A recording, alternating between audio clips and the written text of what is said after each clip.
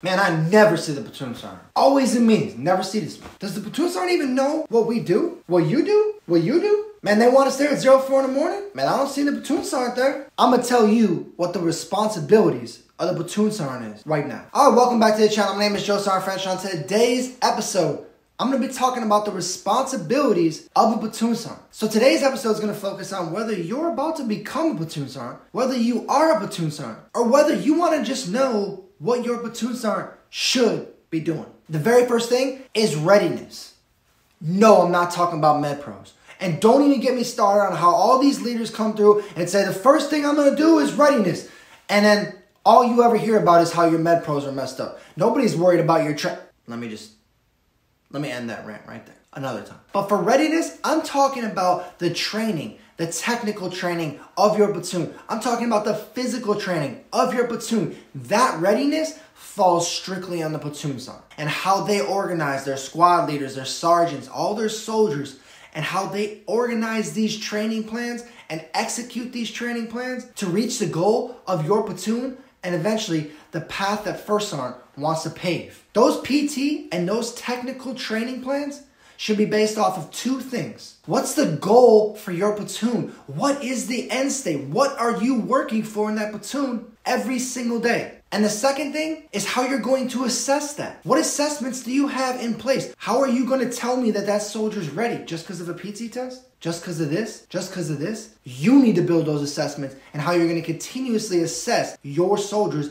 in your platoon. Because only after you assess them and then train them and assess them again is going to be the only way that you're going to know that your soldiers are truly capable of meeting that platoon goal and going out and dominating that company. All right, on to the second thing, culture. Culture and environment is everything. This is something I talked about in Build an Environment episode. I get more into the woodworks even in that episode. The culture and the environment is all on the platoon sergeant. It is everything. That is their platoon and they own that. I've seen so many platoon cultures that are built on bosses. Do as I say, not as I do. I see cultures where privates are running the show. The platoon sergeant's never around. No one's taking orders from it. The squad leaders, the team leaders, they're running the platoon. The platoon sergeant's not running nothing. I see cultures and platoons that are negative. They're littered with complaints. They're littered with people that don't want to work there. That culture is everything and it falls on the platoon sergeant. At the end of the day, your culture is going to determine whether soldiers want to come to work or want to be in your platoon. So you need to continuously assess the culture that you bring into work, the culture in your platoon. You need to continuously assess that culture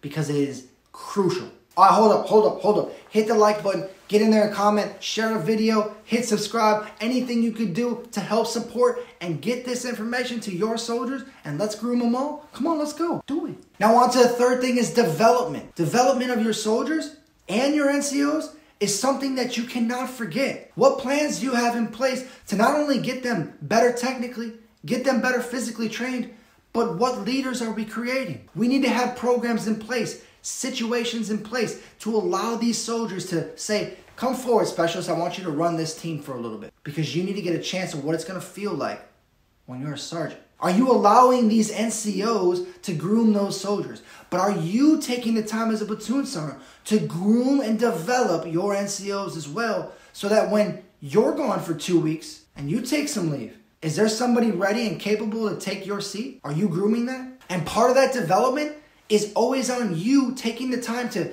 get out of the meetings and get in there with your soldiers. Don't just point the finger and say, go do this, go do that, go do this. Get in there with them. Take the time to get to know them. Take the time to develop these soldiers. Development of your soldiers and your NCOs falls strictly on that platoon sergeant. And one of the next responsibilities of a platoon sergeant is QOL, quality of life. What's the quality of life of your soldiers? The quality of life of your NCOs? Have you gone and spent time with them? Do you know who they are? Do you know where they came from? Do you know what your soldiers and NCOs' goals are? That's on you. Make sure that you know that your soldiers are healthy. They're being taken care of by their sergeants, their team leaders, their squad leaders. Ask them, get to know them. Are they happy with their job? Are they happy with what's going on? You're doing these quality of life checks to make sure that everything's running smoothly. Make sure that your soldiers, all the way down to the PB2, the PBT in your platoon, feel like they're wanted, feel like they're part of the team. These quality of life checks fall on you. You can't just ask your squad leaders and sergeants to do these things when you should be checking in on it too. And one of the last responsibilities of a platoon sergeant that gets lost is to have fun. Somewhere along the line, we forget that when you go to work, you can still have fun. Find events, find ways, find scenarios that create that bond in your platoon, that create those memories, that create something that you can feel when you walk into the platoon, that everybody genuinely cares for somebody in here. They have fun. This is the most stressful job in the United States of America. Have some fun. It doesn't have to always be stressful. Let's have a little fun. Now that's just a few things that are the responsibilities of a platoon sergeant. And those are things that are going to create a successful platoon in any company. And today, that's the drill. All right, thanks for watching the episode. Again, my name is Drill Sergeant French, and I thank each and every one of my supporters. If you liked the episode, hit the like, comment below, be sure to comment you back. Give me some tips that you may like, that you may want to add in on a platoon sergeant. I want to hear from all my other platoon sergeants or people that have had a chance to be a platoon sergeant. Put them in the comments below. Let me know what you got. Dominate the day.